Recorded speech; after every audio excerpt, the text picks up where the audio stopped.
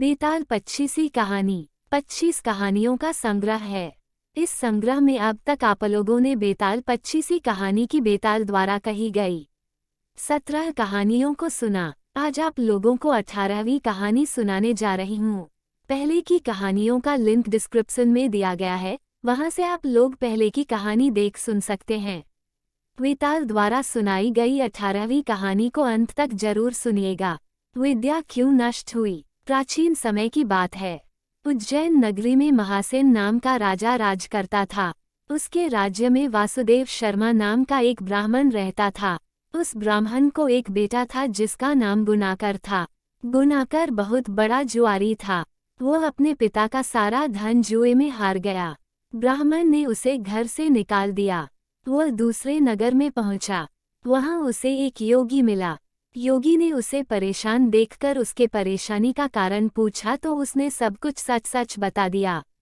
योगी ने कहा, लो पहले कुछ खा लो। गुणाकर ने जवाब दिया, मैं ब्राह्मण का बेटा हूँ, आपकी भिक्षा कैसे खा सकता हूँ।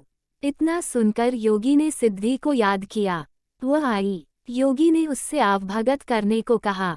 सिद्धि ने एक सोने का महल बनवाया और गुणाकर उसमें रात को अच्छी तरह से रहा। सवेरे उठते ही उसने देखा कि महल आदि कुछ भी नहीं है। उसने योगी से कहा, महाराज, उस स्त्री के बिना अब मैं नहीं रह सकता। योगी ने कहा, वह तुम्हें एक विद्या प्राप्त करने से मिलेगी और वह विद्या जल के अंदर खड़े होकर मंत्र जपने से मिलेगी। लेकिन जब वह लड़की तुम्हें मेरी सिद्धि से मिल सकती है तो तुम विद्या प्राप्त करके क्या करोगे। गुणाकर ने कहा, नहीं, मैं स्वयं वैसा करूंगा। योगी बोला, कहीं ऐसा ना हो कि तुम विद्या प्राप्त न कर पाओ और मेरी सिद्धि भी नष्ट हो जाए। पर गुणाकर न माना। योगी ने उसे नदी के किनारे ले जाकर मंत्र बता दिए और कहा कि जब तुम जप करते हुए माया से मोहित होगे तो मैं तुम पर अपनी विद्या का प्रयोग करूंगा। उस समय एक अग्नि प्रज्वलित होगी, तुम उस अग्नि में प्रवेश कर जाना। डरना तो बिल्कुल मत। गुणाकर पानी में खड़ा होकर मंत्र जप करने लगा। जब वह माया से एकदम मोहित हो गया तो देखता क्या है कि वो किसी ब्राह्मण के बेटे के रूप में पैदा हुआ है। उसका ब्याह हो गया, उसके बाल बच्चे भी हो गए। वह अपने जन्म की बात भूल गया। तभी योगी ने अपनी विद्या का प्रयोग किया। गुणाकर माया रहित होकर अग्नि में प्रवेश करने को तैयार हुआ। उसी समय उसने देखा कि उसे मरता देख उसके माँ बाप और दूसरे लोग रो रहे हैं और उसे आग में जाने से रोक रहे हैं। गुणाकर ने सोचा कि मेरे मरने पर ये सब भी मर जाएंगे और पता नहीं कि योगी की बात सच हो या न हो।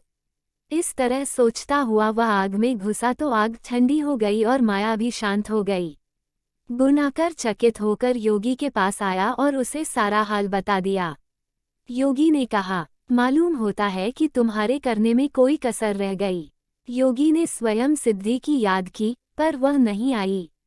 इस तरह योगी और गुणाकर दोनों की विद्या नष्ट हो गई। इतनी कथा कहकर बेताल ने पूछा, राजन, ये बताओ कि दोनों की विद्या क्यों नष्ट हो गई। राजा बोला, इसका जवाब साफ है। निर्मल और शुद्ध संकल्प करने से ही सिद्धि प्राप्त होती है। गुणाकर के दिल में शंका हुई कि पता नहीं योगी की बात सच होगी या नहीं। योगी की विद्या इसलिए नष्ट हुई कि उसने अपात्र को विद्या दी। राजा का उत्तर सुनकर बेताल फिर से पेड़ पर जा लटका। राजा वहां गया और उसे लेकर चल दिया तो रास्ते में उस बेताल ने एक और कहानी सुनानी प्रारंभ कर दी। मित्रों, बेताल पच्चीसी की 19वीं कहानी अब अगले भाग में। अगली कहानी में फिर मिलूंगी, तब तक आप लोग चैनल को सब्सक्राइब जरूर कर दीजिएगा। अगली कहानी तक के लिए शुभ विदा। एल।